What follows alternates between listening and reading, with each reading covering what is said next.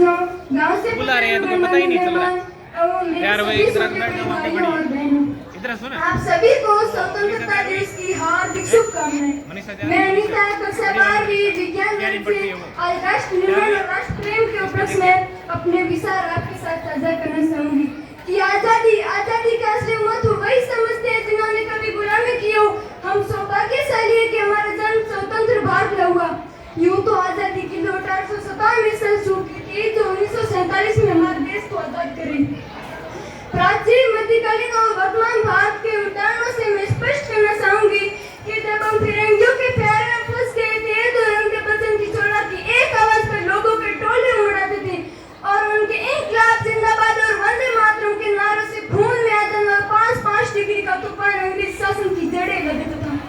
इसके बाद 62, 65 और 71 के युद्धों में अपना सुहाग गवा देने वाली औरत, जब घर के हालात यूं होते हैं कि प्यार भी भरपूर गया, मांग का सिंदूर गया, नन्हे नौनाइयों की लंगोटियां चली गई, छोटी छोटी बेटियों की चोटियां चली गई, भाई की पढ़ाई गई, बाप की कमाई गई, एक ऐसा विस्फोट हुआ कि पता ही नहीं चला, पूरे जिस्म की कई बोटियां चली गई। इस तरह उसका पूरा परिवार अपनी देशभक्ति साबित कर रहा होता था, तब देश बलिदान मांगता था, तब देश मर जाने मिट जाने फांसी पर चढ़ने को कहता था।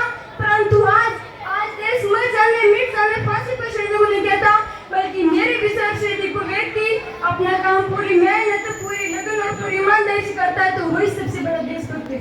मैं नहीं मानती कि फेसबुक, व्हाट्सएप और इंस्टाग्राम की डीपी को 3 रंग में रंगना ही देशभक्ति है। यदि आप कहेंगे कि वर्ष में 2 बार करेंगे आपके लिए में देशभक्ति है, तो मैं पूछना चाहूंगी कि फुटपाथ पर रहने वाला बच्चा ट्रैफिक की छांव में नंगे पांव तिरंगे बेच रहा होता है, तब आप उसे उसकी देशभक्ति कहोगे?